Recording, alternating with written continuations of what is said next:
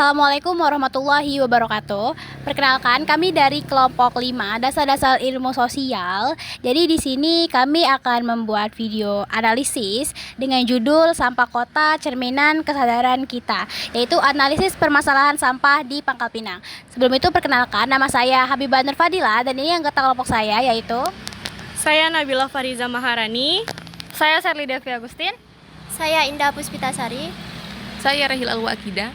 Saya Vina Panduwinata. Jadi itu dari anggota kelompok kami. Selamat menyaksikan. Pangkal Pinang, ibu kota Provinsi Kepulauan Bangka Belitung. Di balik keindahan kotanya, tersimpan masalah klasik yang belum terselesaikan, sampah. Dari jalan menuju Universitas Bangka Belitung, tepatnya di Jembatan Gantung, banyak sekali tumpukan sampah di sepanjang perjalanan. Tumpukan sampah ini yang kemudian menjadi cerminan perilaku sosial dari masyarakat kita.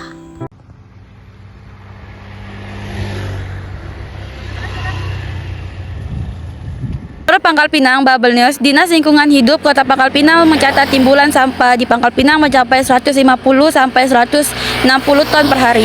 Jumlah tersebut terdiri dari 50% sampah organik dan 50% sampah non-organik. Adapun dari 150 sampai 160 ton produksi sampah per hari tersebut, sebanyak sekitar 125 sampai 140 ton dibuang ke tempat pembuangan akhir atau TPA.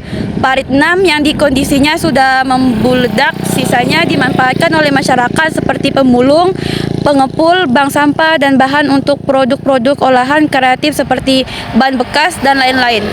Namun pengelolaan belum optimal karena keterbatasan fasilitas dan rendahnya kesadaran masyarakat. Pembuangan sampah sembarangan dapat dianalisis melalui sudut pandang ilmu sosial. Yang pertama itu ada konsep sosiologi. Masalah sampah mencerminkan lemahnya kesadaran sosial dan gotong royong. Banyak warga merasa urusan kebersihan bukan tanggung jawab mereka, melainkan hanya tugas pemerintah. Yang kedua itu ada konsep ekonomi. Sampah sebenarnya bisa jadi peluang ekonomi. Bank sampah, pengelolaan daur ulang, dan pemanfaatan limbah plastik bisa memberi nilai tambah bagi masyarakat. Yang ketiga ada geografi. Sebagian besar TPS di Pangkal Pinang berada di dekat aliran sungai. Saat hujan, sampah terbawa arus ke laut, menimbulkan pencemaran baru. Selanjutnya ada hukum. Pemerintah sudah memiliki aturan pembuangan sampah, tapi penegakannya belum maksimal. Masih banyak pelanggaran tanpa sanksi tegas. Selanjutnya ada psikologi. Perilaku membuang sampah sembarangan terjadi karena faktor kebiasaan. Edukasi lingkungan perlu dimulai sejak dini.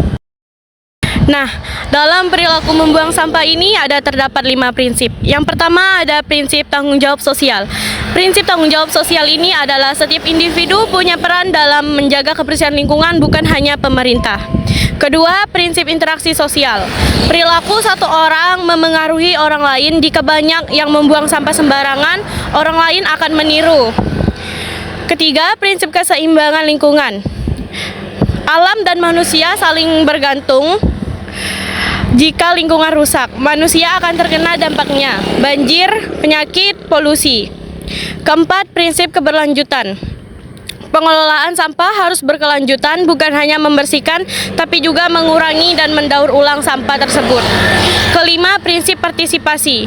Keberhasilan program lingkungan sangat bergantung pada partisipasi aktif warga dan lembaga sosial seperti RT, sekolah, dan komunitas.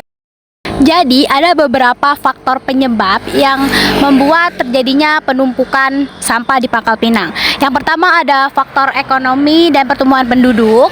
Kota Pangkal Pinang sebagai ibu kota provinsi yang mengumpulkan aktivitas bisnis, pasar rumah tangga, hingga jumlah sampah yang menjadi meningkat. Semakin banyak rumah tangga, usaha kuliner, pasar tradisional, maka lebih banyak pula sampah organik dan plastik. Yang kedua ada kurangnya infrastruktur dan pengelolaan yang memadai. Sistem pengumpulan, pemilahan, pengangkutan sampah belum optimal sehingga volume besar menjadi beban. Kapasitas ruang tempat pembuangan akhir yang cukup terbatas sehingga menjadikan susah untuk pembuangan sampah. Terus yang ketiga ada kesadaran sosial dan perilaku masyarakat. Banyak warga yang membuang sampah yang dominan organik atau plastik tanpa pemilahan. Dan dari gotong royong dan pengelolaan bersama makin melemah. Individu membuang sendiri tanpa mempertimbangkan kolektif. Terus yang keempat ada kebijakan, regulasi dan penegakan yang kurang kuat. Meskipun ada regulasi pengelolaan lingkungan, implementasi di lapangan masih menghadapi kendala. Keterlibatan masyarakat dalam kebijakan pengelolaan sampah berada di tingkat yang perlu ditingkatkan, yaitu partisipasi sosial yang rendah. Sampah yang menumpuk bukan hanya merusak pemandangan, tapi juga dapat menimbulkan bau, penyakit, dan banjir. Masalah ini juga menurunkan citra kota dan kualitas hidup dari warganya. Solusi atau ide dari sudut pandang ilmu sosial, yaitu adalah masalah sampah bisa diatasi jika ada sinergi antara masyarakat, pemerintah, dan dunia pendidikan. Jadi, menurut pandangan ilmu sosiologi, kampanye sosial berbasis komunitas atau gerakan warga peduli sampah. Dan menurut dari ilmu sosial pandang ekonomi, pengembangan bank sampah dan daur ulang jika sumber pendapatan. Kalau dari sudut pandang ilmu sosial pendidikan, edukasi lingkungan di sekolah dan kampus. Dan ilmu sosial dari sudut pandang pemerintah, penegakan aturan buang sampah dan penyediaan fasilitas yang cukup. Jadi dapat saya simpulkan bahwa pemerintah Kota Pangkal Pinang perlu memperkuat program pengelolaan sampah berbasis masyarakat melalui edukasi pemilahan sampah dari sumbernya. Masyarakat harus didorong untuk memisahkan sampah organik dan anorganik sejak di rumah tangga. Sampah organik dapat diolah, sementara sampah anorganik dapat disalurkan ke bank sampah untuk didaur ulang menjadi produk bernilai ekonomi. Kolaborasi dengan sektor swasta dan komunitas lingkungan sangat penting untuk memperluas cakupan pengelolaan sampah. Pemerintah dapat menjalin kerjasama dengan pelaku industri untuk menerapkan prinsip Extended Producer Responsibility atau EPR, yakni tanggung jawab produsen terhadap limbah kemasan produk yang dihasilkan. Program pengelolaan sampah yang efektif tidak hanya menjadi tanggung jawab pemerintah, tetapi juga masyarakat. Hakikatnya, pengelolaan sampah adalah merupakan kewajiban seluruh komponen masyarakat dan pemerintah kota.